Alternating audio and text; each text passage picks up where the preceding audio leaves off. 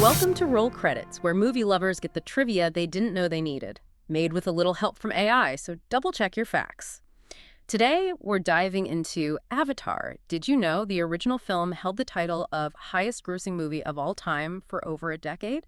And before we get into it, drop a comment with what we should cover next, old or new. It really is just a massive, massive universe. And, we're going so far beyond just the basic story today. No, absolutely. I mean, imagine this for a second. You're standing in this barren, freezing cold warehouse in Los Angeles. You're wearing this really tight, super unflattering gray unitard. It's covered in these tiny little reflective dots. Right, the classic motion capture look. Exactly, but worse, because you also have this heavy carbon fiber boom strapped tightly to your skull, and it's suspending a high-definition camera just like 2 inches from your face.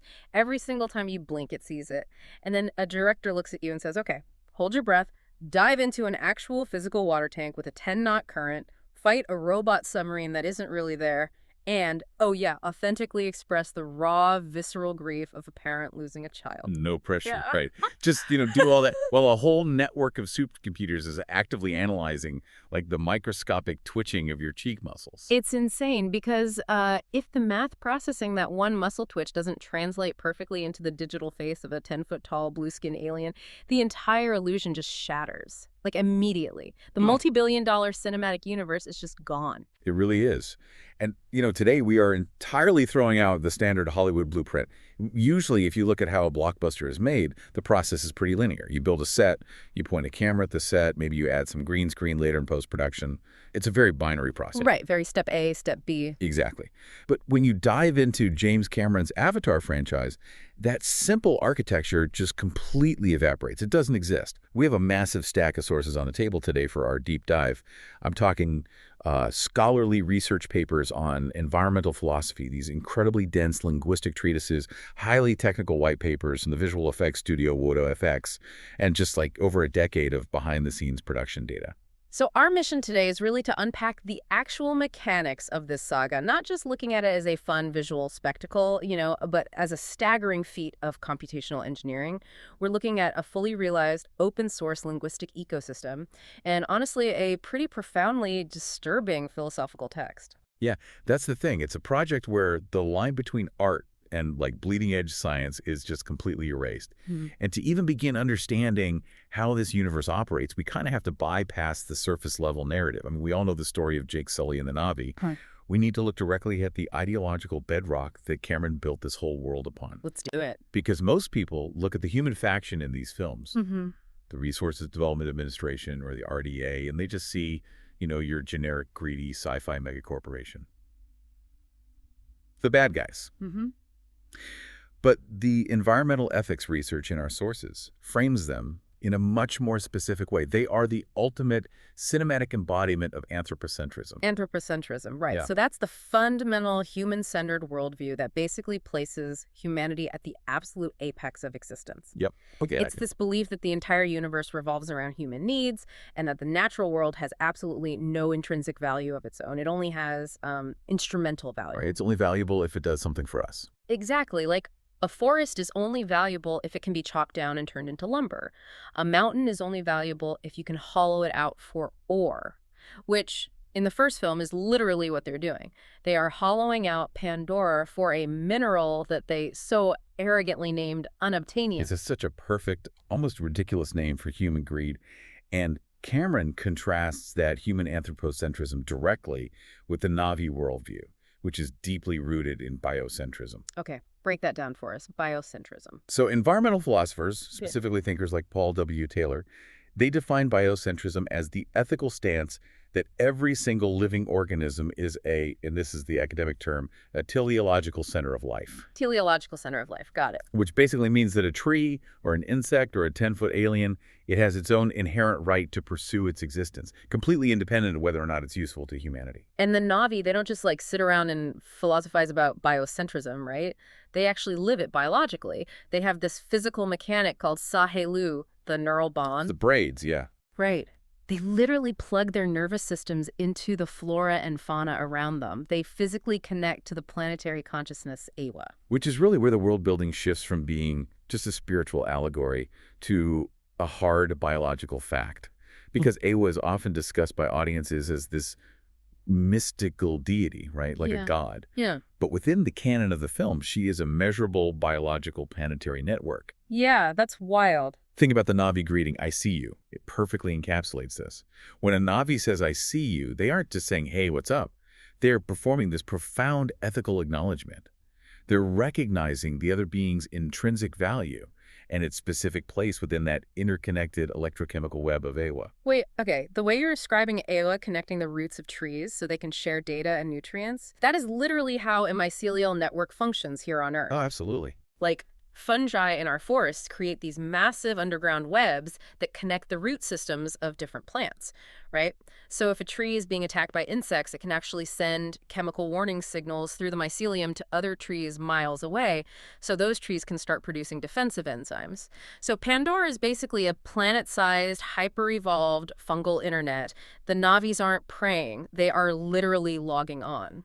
I love that analogy, the highly accurate biological parallel. There's this evolutionary theorist, Lynn Margulis, who famously argued for something called symbiogenesis. It's the idea that the unity of life is sustained through mutualism and metabolic partnerships rather than just brutal survival of the fittest competition. Right, working together to survive. Exactly. So Pandora is basically Margulis's theories scaled up to a massive planetary level. And Cameron heavily anchors this biological reality in real-world religious and cultural etymology to give it this subconscious weight for the audience. Yeah, the linguistics hidden in plain sight. Even just the word avatar. I mean, in Western pop culture, we use it to mean our little digital icon on a message board or a video game. But it originates in Sanskrit. Yes, it does. It specifically describes godlike beings or deities taking a physical human form to descend to Earth, usually to restore cosmic balance. And the visual design of the Na'vi themselves, their height, their striking blue skin, that's a direct, deliberate nod to Vishnu, the central Hindu deity who is known as the preserver and sustainer of the universe. The Na'vi are quite literally the immune system and the preservers of Pandora's biosphere. And the etymology runs even deeper than that. The word Na'vi itself is actually a Hebrew term, translating to prophet. And their planetary consciousness, Awa, is a direct linguistic transposition of Yahweh. Wow, really? Yeah, Cameron has this long history of weaving Christian symbolism into his secular sci-fi. You can go all the way back to the android bishop in Aliens or the character Monk in The Abyss. Here we have Dr. Grace Augustine, played by Sigourney Weaver. Right, the scientist. Exactly. And it's widely interpreted by film scholars as a reference to St. Augustine, the historical emissary who was tasked with bringing Christianity to England. In the narrative of the film, Grace is the emissary who is desperately trying to bridge this massive gap between aggressive human science and holistic Na'vi culture. But looking at that clash between the RDA's anthropocentrism and Awa's biological reality, it raises this massive ethical paradox for me. I mean, here on Earth, we destroy ecosystems largely out of ignorance, right? Or denial, or just a failure to see the long-term consequences of what we're doing. Sure, usually. But on Pandora, human scientists like Grace have definitively proven that the planet is a sentient, interconnected brain. They can measure the electrochemical signal, so the RDA knows they're standing on a thinking mind, and their response is to just rev up the bulldozers anyway. That elevates their actions from mere environmental destruction to like a form of deliberate cosmic lobotomy. Cosmic lobotomy. That's dark, but you're right. It is. It forces the audience to confront a deeply uncomfortable reality about human nature. You look at Colonel Quaritch, the head of the RDA security forces, and he explicitly states, "We'll fight terror with terror." Such a chilling line. It is the ultimate expression of human arrogance. Because of definitive, irrefutable scientific proof of nature's sentience and interconnectedness isn't enough to stop the machinery of human greed on Pandora, well, it really begs the question of what hope we realistically have for preserving our own ecosystems here on Earth. Oh man, that is incredibly bleak. But honestly, to make an audience truly believe in this deeply interconnected, spiritually grounded alien culture, Cameron knew he couldn't just have his actors running around a jungle set speaking, generic reversed English sci-fi gibberish. The culture needed a backbone. It needed a fully functional, culturally resonant language. Yeah, which requires far, far more than just making up some cool-sounding words. When Cameron was drafting his initial scriptment, he actually invented about 30 words for the Na'vi himself, noting that they had a vague Polynesian flavor. But he knew that to engineer an actual language that could withstand real linguistic scrutiny, he needed an expert. So he brought in Dr. Paul Frommer, a linguistics professor from the USC Marshall School of Business. And Frommer's task was just monumental, because he had to build a language that sounded completely alien to the human ear, but, and this is the crucial bottleneck here, it still had to be physically pronounceable by human actors. Right, that's the trick. He couldn't include sounds that require biological vocal cords that humans literally just don't possess. So he presented Cameron with three phonetic palettes. One used contrasting tones similar to Mandarin, where the pitch of your voice changes the meaning of the word. Another relied on varying vowel lengths. But Cameron chose the third option, which utilized something called ejective consonants. Ejective consonants are so fascinating from a physiological standpoint because when you speak English, virtually every single sound you make is pulmonic. It relies on air being pushed up from your lungs. But to create an ejective consonant, which in Navi is written with an X, like PX, TX, or KX, you do not use lung air at all. Wait, hold on. How do you possibly make a sound without lung air? Okay, so it uses what's called a glottalic aggressive airstream mechanism. Basically, you close your vocal cords tightly, completely sealing off your lungs. Then, you physically raise your larynx in your throat. Just raising the throat muscles. Yeah, and this action compresses the small pocket of air that's trapped in your mouth. When you suddenly release that pressure, it creates this sharp, percussive popping sound. Because it doesn't rely on the continuous flow of lung air, it gives the Navi language this incredibly distinct staccato rhythm that immediately signals to the human brain, hey, this is not English. That's amazing. But honestly, if you've ever tried to learn a language on a phone app, you know how hard just rolling your R's can be for an English speaker. Imagine an actor trying to deliver a deeply emotional, tearful monologue while consciously raising and lowering their larynx to pop out ejective consonants. It's a huge physical challenge. And Frommer didn't stop there. He implemented these strict phonetic rules. For instance, Navi completely lacks voice plosives. You will not find a B, a D, or hard G sound anywhere in the language. Instead, it relies heavily on rolled R's and a very light L sound that practically functions as a vowel. While it lacks those tonal shifts we talked about, it relies heavily on contrastive stress to dictate meaning. The exact same string of letters means two entirely different things depending on which syllable you hit harder. Give us an example. Okay, so the word toot, stressing the first syllable, means person. But if you shift the stress to the second syllable, toot, the meaning changes entirely to female person. Wow, so the pronunciation alone sounds like an absolute nightmare for an actor to memorize. But the grammatical structure is where the genius of the language really reveals itself. Frommer decided to use a tripartite case system, Which is an alignment system that is exceedingly rare in natural human languages. Most languages, like English, are nominative accusative. We rely almost entirely on word order to understand who is doing an action and who is receiving it. Right, like the viper bites the marine means something totally different than the marine bites the viper. The words are exactly the same. The order dictates the reality of the sentence. Exactly. But in a tripartite system, word order doesn't matter at all. Instead, you attach specific suffixes to the nouns to announce their exact job in the sentence. There's one specific suffix if the noun is the object receiving an action. There's a completely different suffix if the noun is the agent performing an action upon an object. And there is a third, distinct suffix if a noun is just doing an action that doesn't involve an object at all, like running or sleeping. That's so wild. So the grammatical role is baked directly into the word itself. Yes. And because of these distinct suffixes, the actual word order in a Navi sentence is completely liberated. An actor could say the subject, then the verb, then the object, or they can say the object, the subject, and then the verb.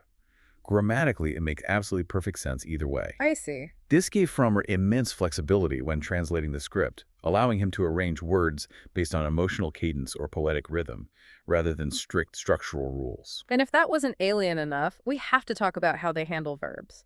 Because in English, if you want to make a verb past tense, you generally slap an ed onto the end as a suffix. Walk becomes walked. But Navi doesn't use suffixes for verbs, it uses infixes. Infixes, yeah, they literally break the root word open and jam the tense marker right into the middle of it. Right. And the mechanics of infixes require a complete rewiring of how a speaker processes thought. Let's take the Navi root word for hunt, which is Terran. To express that you hunted in the past, you must take the past tense infix, which is all, and insert it immediately after the first consonant of the root word. So Terran physically expands into Toleron. It's like taking the English word jump. And instead of saying jumped, you say J-E-A dump. Yes. And you have to process that math in real time while you're speaking. Plus, they stack these infixes. You can jam an infix for past tense into the word, and right next to it insert a second infix that translates to, and I feel joyous about this, the emotional state of the speaker is hard-coded into the conjugation of the verb. Which answers a critical question about how the actors actually perform this material. They aren't just memorizing phonetic sounds and parroting them back. Because the emotional weight is structurally tied to the infixes and the contrast of stress, an actor like Zoe Saldana has to know exactly which specific syllable carries the anger or the grief or the joy. Frommer spent countless hours working with the cast to ensure they understood the structural mechanics of what they were saying. And what I find absolutely delightful is that because it's a living system, human error actually evolved the language. During filming, an actor would inevitably stumble, mispronounce a vowel, or combine two words awkwardly. But if the mistake sounded organic, Frommer would occasionally canonize it.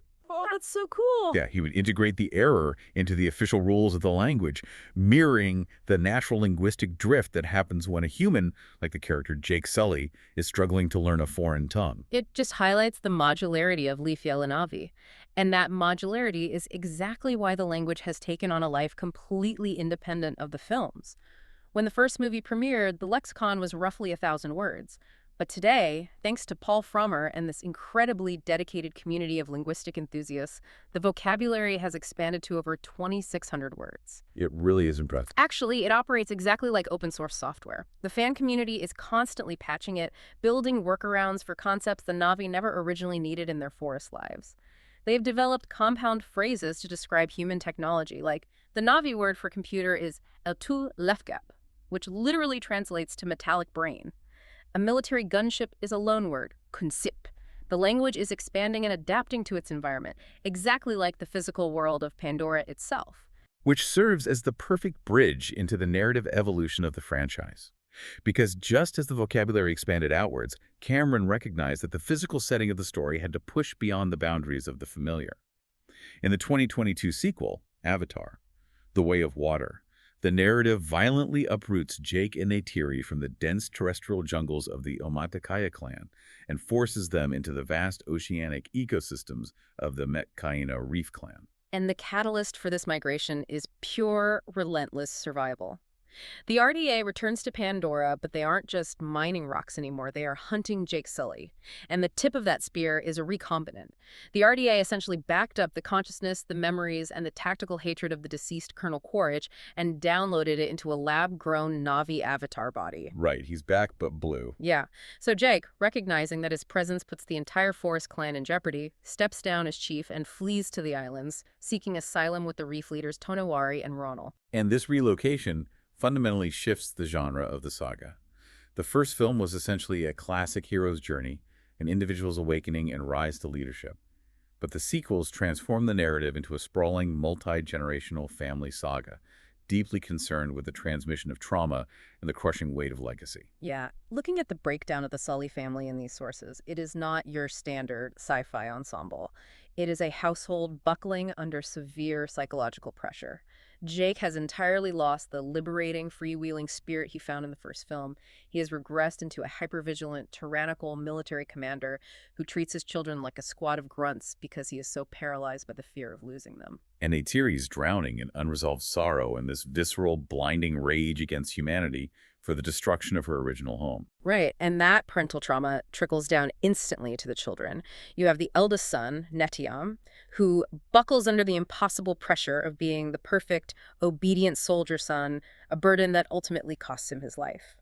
You have Loak, the second son, who serves as the narrator. He's the classic middle child rebel, constantly making reckless decisions because he feels he can never escape the shadow of his father's mythical reputation. Then you have the two adopted wildcards that completely destabilize the family dynamic. Kiri and Spider. Kiri is a biological anomaly. She is a Na'vi hybrid mysteriously gestated inside the inert, brain-dead avatar body of Dr. Grace Augustine. It's such a mystery. It is. She possesses this inexplicable, almost messianic sensitivity to Awa. She can manipulate the flora and fauna of the ocean without Sailu. And technically, she is played by a 70-something Sigourney Weaver, delivering a breathtaking performance of a 14-year-old girl. And on the opposite end of the spectrum, you have Spider. Miles Spider Socorro is arguably the most tragic figure in the dynamic. He is a human teenager, the biological son of the original Colonel Quaritch. He was left behind on Pandora after the human eviction because human infants cannot survive the cryogenic freezing process required for the interstellar journey back to Earth. So he essentially grows up feral, culturally identifying as Na'vi, running through the jungle with the Sully kids. But his mere existence in the household is a constant source of agony. Jake tolerates him, almost like a stray dog they feed on the porch. But Neytiri actively despises him. She looks at this human child and sees the literal bloodline of the man who murdered her father and destroyed her home tree. The psychological complexity of Neytiri rejecting an innocent child out of pure displaced trauma, it really grounds this massive science fiction spectacle in incredibly recognizable, devastating domestic pain. It does. Cameron uses these complex familial bonds to explore the boundaries of empathy, but he doesn't limit that exploration to humanoids. The introduction of the oceanic biome brings us the Tulkun, which fundamentally redefines the concept of sapience on Pandora. The Tulkun. They are visually reminiscent of massive earth whales spanning hundreds of feet in length. But the sources are hyper-specific about their cognitive classification. They are not animals. They are highly evolved, culturally sophisticated beings whose intelligence arguably surpasses the Na'vi and the humans. The linguistic and cultural architecture Cameron built for the Tulkun is astounding. They possess their own distinct spoken language. They have developed complex mathematics. They compose music and recite generational poetry. To communicate with the humanoid Metkaina clan, they co-developed a fully functional constructed sign language. That blew me away when I saw it. And furthermore, they are governed by a strict philosophical doctrine, absolute pacifism. Their history implies an ancient, bloody civil war that nearly drove them to extinction, which led to a collective species-wide vow to never kill again, even in self-defense. Which makes the human exploitation of them just so sickening. In the first film, the RDA's greed was destructive, but it was at least comprehensible, mining a mineral to solve an energy crisis. But in the sequel, we are introduced to Captain McScoresby, an amoral maritime poacher leading a massive, heavily armed whaling vessel. And he is not hunting the Tulkun for meat or oil. He is hunting them for a specific enzyme found in their brain fluid called amrita. And the narrative function of amrita is a razor-sharp escalation of Cameron's critique of hypercapitalism. Amrita entirely halts human aging. It is a biological pause button on death. It is the most valuable substance in the universe, selling for billions of dollars a vial to the ultra-wealthy elites back on a dying, toxic Earth. The cruelty of it is staggering. The RDA is deliberately hunting the most spiritually advanced, pacifistic poets on the planet, executing them with explosive harpoons just to harvest a single vial of brain juice so a billionaire on Earth can live forever. It's a grotesque commodification of life. Absolutely grotesque.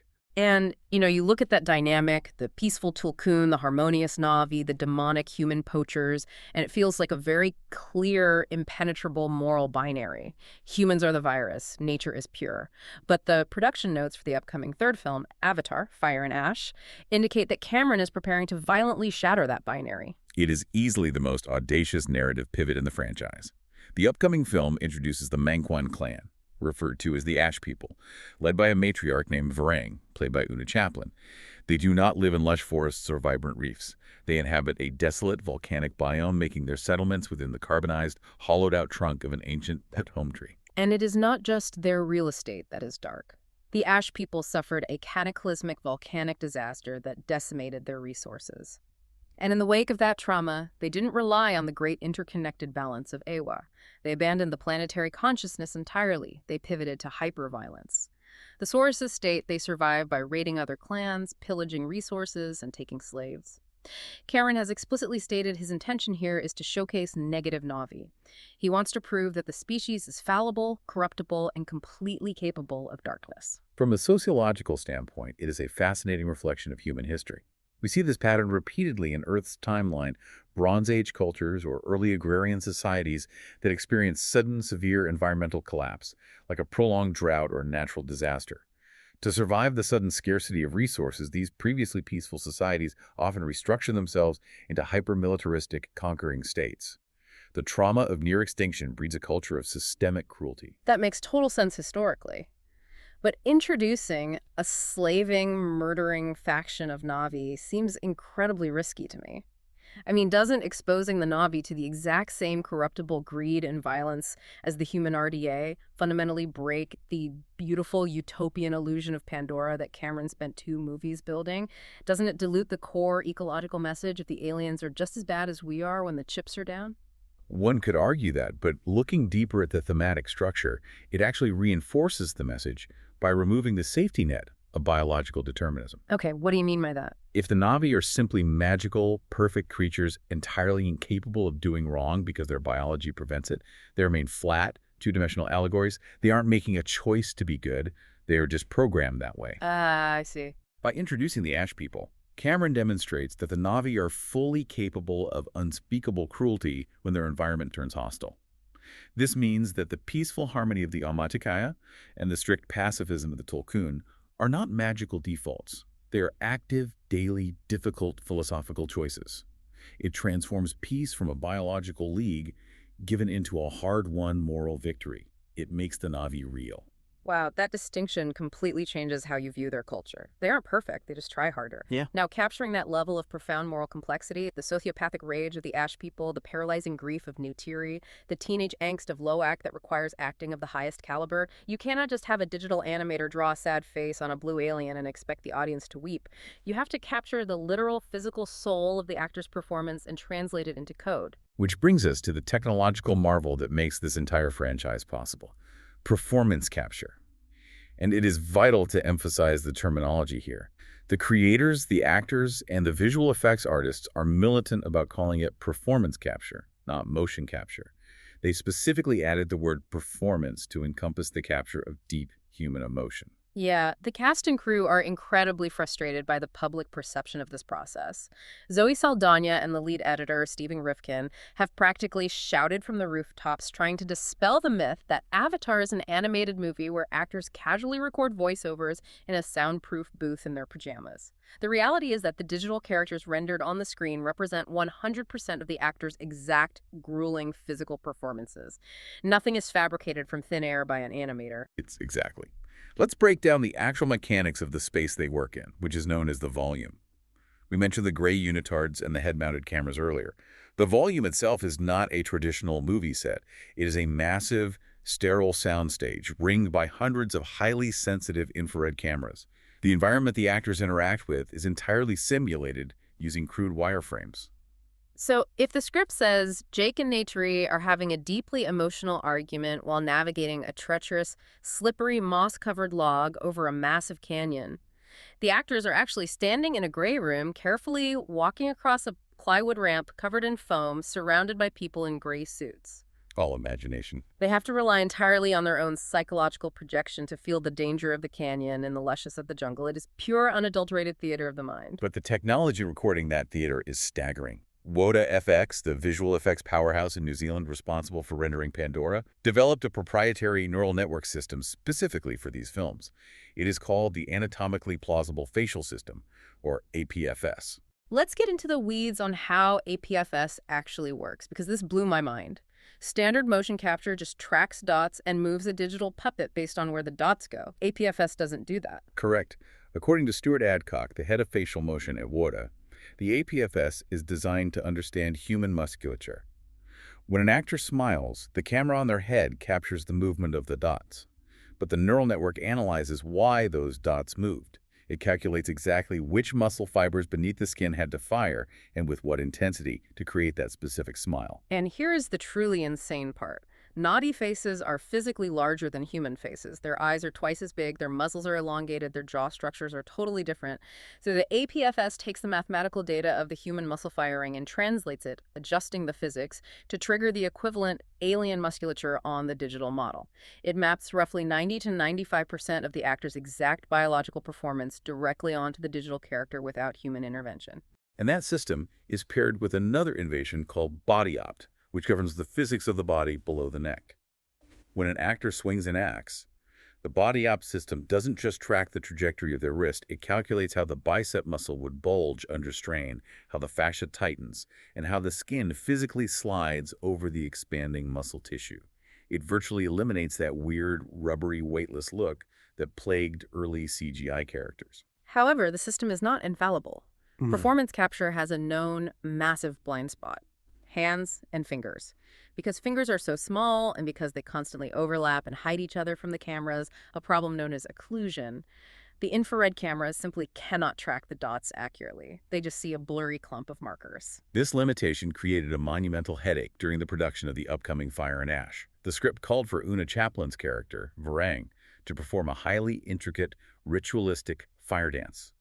It required incredibly specific, delicate finger movements. Because the capture suits couldn't track it, the water animators had to rely on standard high-definition witness cameras positioned around the stage. So they just watch the video.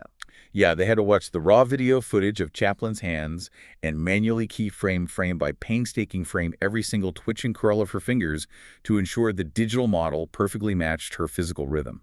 You might wonder why they go to such insane pixel-level lengths to fix a finger. I mean, why not just let it be slightly blurry? But it all comes down to the unforgiving physics of native stereo 3D. Precisely.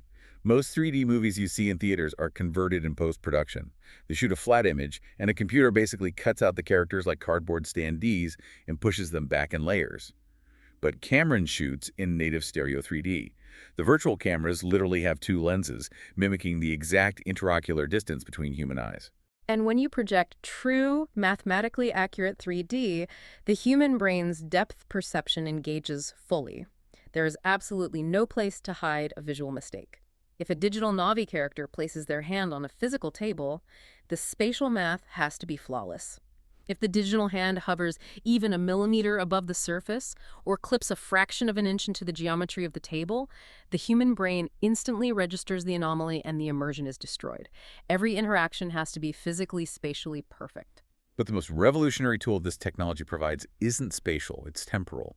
It is a concept they call the performance edit, and it fundamentally rewrites the rules of directing and editing a film. Yes.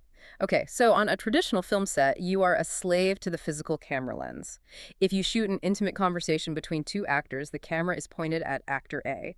You capture their performance, then you spend an hour moving lights, turn the camera around, and shoot actor B's side of the conversation. You are capturing two different performances at two completely different points in time. When you cut them together, the energy might not perfectly match. But in the volume, there is no physical camera lens dictating what is captured. The grid of overhead cameras continuously records the absolute spatial data of the entire room in 360 degrees. Which means the editing process becomes completely untethered from linear time. Let's say James Cameron is reviewing a highly charged emotional argument between Jake and Neytiri. He might look at the data and decide that Sam Worthington's most powerful, heartbreaking delivery of his lines happened on take one. But Zoe Saldana's absolute best, tear-jerking reaction to those lines didn't happen until take 6, an hour later. Right. And in traditional editing, you could try to cut between those takes, but the continuity would be a nightmare. In the volume, because the data is just pure spatial mathematics, the editors can literally lift the digital ghost of take 1 Jake and drop him into the exact same virtual space as the digital ghost of take 6 Neytiri. That's just magic. They stitch performances across time to construct the absolute perfect dramatic interaction, long before a single frame of scenery or lighting is even rendered. As Richard Bainham, the visual effects supervisor, noted, they introduce the editorial process before they ever have actual shots. But looking at this incredibly dense technological pipeline, the neural network translating the smile, the animators manually keyframing the fire dance fingers, the editors physically stitching different performances across time, it raises a profound philosophical question about authorship in modern cinema. Because, I think of this like digital makeup, right? Just like prosthetics. But if a computer is doing 95% of the facial translation and an animator is building the other 5%, at what point does the actor's performance end and the visual effect artist's interpretation begin? Are the Weitai animators effectively co-starring with Zoe Saldana? You've hit on the exact philosophical debate tearing through the acting community right now. Editor Stephen Rifkin staunchly argues that it is purely the actor driving the performance. The tech is just a highly advanced microphone. But Joe Lettery, the legendary head of WUDA, acknowledges a deeper nuance. The computer, no matter how advanced the APFS neural network is, cannot interpret the soul of a glance. It only maps the math of the muscle. Right, the computer doesn't know why the character is sad. Exactly. When the translation between human and alien biology inevitably hits a snag when the math doesn't perfectly convey the sorrow in the eyes, it is the human animator who must step in. They delicately adjust the digital geometry to ensure the emotional intent of the actor survives the translation across species. The animators don't invent the emotion, but they're the essential custodians of it. It is a profound, symbiotic collaboration between the actors sweating on the plywood stage in Los Angeles and the digital artist agonizing over a workstation in New Zealand. A literal symbiosis. The core biological theme of Pandora's ecosystems is physically manifested in the real-world production process. I love when the mechanics mirror the art. Now, capturing this incredibly fragile, raw emotions is hard enough when you're standing on a dry soundstage wearing a motion capture suit. But to truly immerse the actors in the world of the Metcaina Reef Clan for The Way of Water, James Cameron decided he needed to take this highly sensitive, multi-million-dollar electronic capture technology underwater. Which is an engineering proposition that borders on madness. In the behind-the-scenes documentary Fire and Water, Cameron states with absolute bluntness that the second you decide to make a motion picture underwater, you've just opened up a gigantic can of whoop-ass on yourself. A poetic and scientifically accurate description, because his crew, terrified of the logistics, repeatedly begged him not to do it. Garrett Warren, the film's stunt coordinator, aggressively pitched Cameron on shooting the oceanic scenes using a standard industry technique known as dry for wet. If you've seen major blockbuster films like Aquaman or the live-action Little Mermaid, you've seen dry for wet. The actors are suspended on elaborate wire rigs and harnesses in a completely dry, blue-screen studio. Wind machines gently blow their hair and clothes around, and they essentially mime the physical act of swimming through the air. In post-production, the computers add the water, the lighting, and the bubbles. And the Avatar research and development team actually built a prototype of this. They constructed a massive, highly advanced wire rig similar to the complex flying spider cameras you see hovering over the field at the Super Bowl. The production designer admitted the resulting test footage was some of the smoothest, most convincing wire work ever committed to film. They brought it to Cameron, immensely proud of what they had achieved. And Cameron looked at it, compared it to actual underwater footage of a person swimming, and instantly shut the entire operation down. He looked at them and said, "There's no hiding from the physics." He was entirely correct. Fluid dynamics cannot be pantomimed. Water possesses density, mass, and incredible resistance. When a human body moves through water, every single muscle group is engaged in fighting that resistance. You can't fake that struggle. No. The pushback alters your momentum, it compresses your skin, it changes the way your clothing drags against your limbs. When you capture an actor moving gracefully through the empty air on a wire, the physical data entirely lacks that muscular strain and environmental resistance. The human eye, which is deeply unconsciously attuned to the physics of the real world, subtly registers that the movement lacks weight, looks fake. So, because James Cameron is a director utterly obsessed with physics, they had to do it for real. They constructed a custom 250,000-gallon water tank inside Manhattan Beach Studios. This wasn't just a big swimming pool, it was 120 feet long, 30 feet deep. And they engineered a massive racetrack propeller system into the walls. They utilized actual 6-foot ship propellers that could drive a sheer 10-knot current through the water to simulate the violent turbulence of the Pandoran Ocean. They could simulate crashing shoreline waves while actors physically fought each other in the surf. But the architecture of the tank was child's play compared to the capture technology crisis it created. As we discussed, standard performance capture relies on hundreds of cameras emitting infrared light to track the reflective dots on the actor suits. And what does water do to the red end of the light spectrum? It absorbs it, almost instantly. Within a few feet, the infrared light simply ceases to exist. The millions of dollars worth of cameras ringing the tank were effectively blind. To solve this, the engineering team had to throw out the entire infrared system and invent an entirely new capture architecture utilizing ultraviolet light, which sits on the opposite end of the spectrum and can deeply penetrate water. But fixing the light absorption revealed a second, even more maddening optical physics problem: the refractive index of air bubbles. Right. Initially, they put the actors and the camera operators in the tank wearing standard scuba gear. But every time someone exhaled, the regulators released plumes of air bubbles. To a highly sensitive ultraviolet camera designed to look for tiny reflective spheres, every single tiny air bubble floating chaotically to the surface looked exactly like a tracking dot. Cameron referred to them as wiggling mirrors. The supercomputers completely crashed because they were desperately trying to map facial expressions onto thousands of random floating bubbles. The only viable solution to the bubble problem was as radical as it was dangerous. They had to remove the bubbles entirely. which meant they had to remove all the scuba gear. Which means every single person in that 250,000-gallon tank, the lead actors, the stunt performers, the camera operators holding massive waterproof rigs, the grips holding the safety lights, had to hold their breath. The production brought in Kurt Crack, an internationally renowned free-diving expert, to train the entire cast and crew in the physiology of breath-holding and mammalian dive reflexes. We must contextualize the physical toll of this.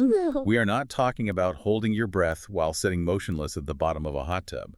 We are talking about cardiovascularly taxing physical labor.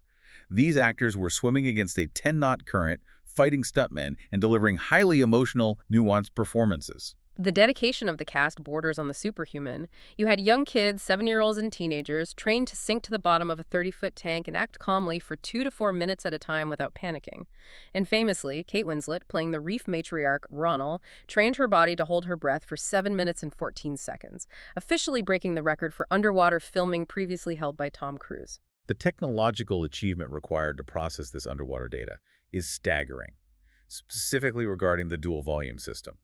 The script constantly required characters to breach the surface, diving off a cliff into the ocean, or exploding out of the water to gasp for air. Right, which means the character is crossing from the air environment into the water environment in a single shot. Exactly.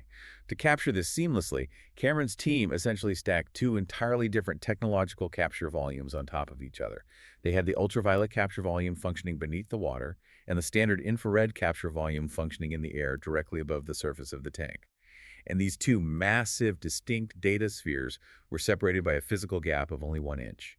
Think about the computational traffic control happening there. If Jake Sully dives off a rock, the overhead infrared system tracks his data as he falls through the air. The exact millisecond he hits the water, the infrared system hands off that massive stream of skeletal and muscular data across that 1-inch interface to the underwater ultraviolet system, all in real time, without dropping a single frame, so Cameron can watch the seamless dive on his monitor. It is an unparalleled achievement in real-time data processing, but it forces an analytical step back. Okay, let's step back, because this reminds me of method acting on a directorial scale. You have a director refusing to break character, so to speak. But given that audiences happily accept dry-for-wet wire work in huge superhero blockbusters, was inventing an entirely new underwater UV technology actually necessary for the storytelling, or just a flex of Cameron's perfectionism? That is the multi-million-dollar question, and the answer depends entirely on your definition of cinematic immersion. For most directors, good enough to fool the eye is the ultimate goal. But for Cameron, the medium is the message. The sheer, indisputable physical reality of the environment is the bedrock of his storytelling. He knew that the emotional weight of The Way of Water would live or die based on whether the audience's subconscious brain truly believed the Metkana clan were physically, biologically aquatic beings. If their swimming motions felt airy, light, or lacking in resistance, the entire illusion of Pandora as a living, breathing ecosystem shatters. So yes, it is undeniably a flex of perfectionism, but it is a flex deployed entirely in the service of absolute, unbroken psychological immersion. And looking at the global box office receipts of $2.3 billion, the audience's subconscious clearly responded to that physical authenticity. But capturing the raw data in the tank in Los Angeles was only the first half of the marathon. Once the actors finally surfaced, gasped for air, and Cameron locked in his final virtual camera shots, that unimaginably massive amount of data had to be packaged and handed off to the visual effects artists to perform digital alchemy. Which transports us across the globe to Wellington, New Zealand, the home of WADA FX, and the staggering, mind-numbing scale of the post-production pipelines. We need to talk about data sizes, because human brains aren't really equipped to understand the numbers generated by this franchise. Let's look at the upcoming third film, Fire and Ash. WADA is tasked with delivering 3,132 individual visual effects shots. That constitutes 94% of the entire runtime of the movie. Oh my God. At the absolute peak of production, the studio server farms were generating between 200 and 250 terabytes of data every single day. Just to put a 250 terabyte daily output into perspective for you. A single terabyte hard drive can hold roughly 250,000 high-resolution photos. The production was filling up the equivalent of 250 of those hard drives every 24 hours. The total disk space occupied by the Avatar project eventually swelled to 140 petabytes. A single petabyte is roughly equivalent to storing the text of every single book ever written in human history. They used 140 of them to store the digital biology of Pandora. And storing the data is passive. Rendering the data is where the true computational bottleneck occurs. Rendering is the incredibly math-intensive process where the supercomputers calculate the physics of the scene.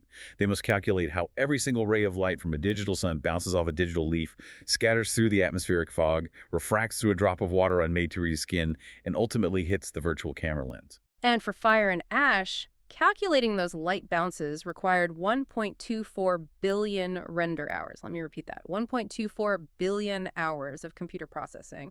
If you attempted to process that math on a single standard high-end computer processor, it would take you roughly 142,000 years. Human civilization, written language, agriculture, cities has only existed for about 10,000 years. To accomplish this within a human time frame, Woda had to radically expand their infrastructure, partnering with Amazon Web Services and deploying massive warehouse-sized arrays of incredibly powerful AMD EPYC and Threadripper processors just to crunch the math before the theatrical release date. And a massive percentage of that processing power was dedicated to solving a singular, incredibly difficult element for the third film, fire. Just as fluid dynamics and water were the great technological hurdles of the second film, simulating the volcanic environment of the Ash People posed unique, terrifying challenges for Woda. Fire is notoriously difficult to render convincingly in CGI. It is highly chaotic. If the mathematical scale of the flames is off by even a fraction, the fire doesn't look large and dangerous. The whole scene suddenly looks like a miniature diorama burning in a shoebox. To fix this, Watasan engineers had to write an entirely new software solver for their internal effects system, which is called Loki. This wasn't just tweaking colors. They had to build a system that calculated complex thermal fluid dynamic equations. The Loki fire solver calculates how fire reacts to different types of combustible fuel, how the thermal buoyancy of the heat causes the flames to rise, how it bends in the specific environmental gravity and wind of Pandora, and how the soot particles emit blackbody radiation to light the surrounding environment. They had to account for every single physical vector that tells the human eye how hot, how big, and how fast a fire is burning. Furthermore, the application of these effects is not a linear process. You don't just animate a scene and then add fire at the end. The production pipeline operates in a massive, deeply entangled feedback loop. Right. Dan Barrett, Wata's senior animation supervisor, laid this out brilliantly. He explained that his animation department literally cannot animate a Na'vi character paddling a canoe down a set of rapids until they know exactly where the rocks are and how the water is churning. Therefore, the effects team has to build the incredibly complex mathematical simulation of the water volume first. Then they hand that water data over to the animation team. The animators then take the actor's performance data and manually integrate the characters struggling against those specific localized currents. But it doesn't stop there. Once the character is animated plunging their paddle into the water, that animation file has to go back to the effects team so the Loki software can calculate the specific splashes, the foam, and the displacement waves generated by the physical intrusion of the paddle. It is a constant, exhaustive, iterative loop between departments, with massive files bouncing back and forth for months just to finalize the 3-second shot. Which leads to an incredibly counterintuitive, almost ironic piece of production data.